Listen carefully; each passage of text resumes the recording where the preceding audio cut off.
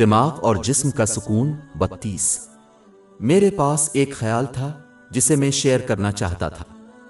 دنیاوی کامیابی کے برعکس، جو کہ فطرت کے لحاظ سے انتہائی چست ہے، مذہبی کامیابی ہمیشہ لوگوں پر واضح نہیں ہوتی۔ دنیاوی کامیابی ہمیشہ مادی فائدے سے جڑی ہوتی ہے، جیسے شہرت، قسمت اور اختیار، اور اس لیے لوگوں پر ظاہر ہے۔ لیکن ایک مسلمان کو یہ سمجھنا چاہیے کہ حقیقی پائیدار کامیابی، جو اسلام سے جڑی ہوئی ہے، ہمیشہ واضح نہیں ہوتی۔ زیادہ تر معاملات میں مذہبی کامیابی میں دماغ اور جسم کا سکون شامل ہوتا ہے، جس کا مشاہدہ کرنا مشکل ہے۔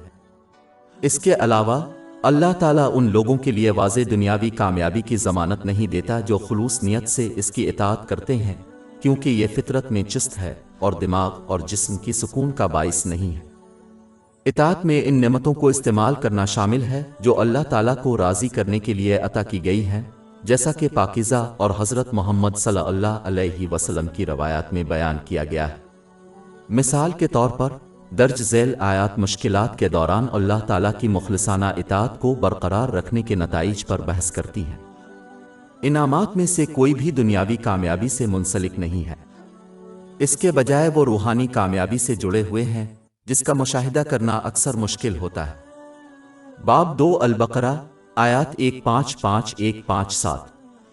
اور ہم ضرور تمہاری آزمائش کریں گے خوف اور بھوک اور مال و جان اور پھلوں کے نقصان سے، لیکن صبر کرنے والوں کو خوشخبری سنا دو، جن پر جب کوئی آفت آتی ہے تو کہتے ہیں کہ ہم اللہ کے ہیں، اور یقیناً ہم اللہ کے ہیں، ہم اسی کو لوٹ کر جائیں گے۔ یہی وہ لوگ ہیں جن پر ان کے رب کی طرف سے عنایتیں اور رحمتیں ہیں، اور یہی وہ لوگ ہیں جو ہدایت یافتہ ہیں۔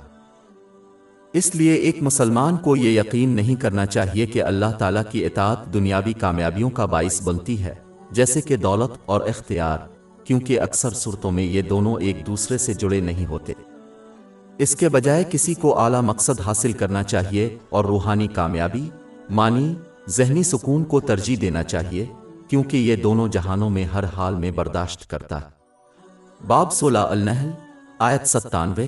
جو کوئی نیک عمل کرے گا، خواہ وہ مرد ہو یا عورت، حالانکہ وہ مومن ہے، ہم اسے ضرور پاکیزہ زندگی دیں گے اور ان کو ان کے بہترین اعمال کے مطابق ضرور اجر دیں گے۔ ہماری ویب سائٹ www.sheikhpod.com پر 400 سے زیادہ مفت e books, audio books, infographics, podcast اور بلاگ دستیاب ہے۔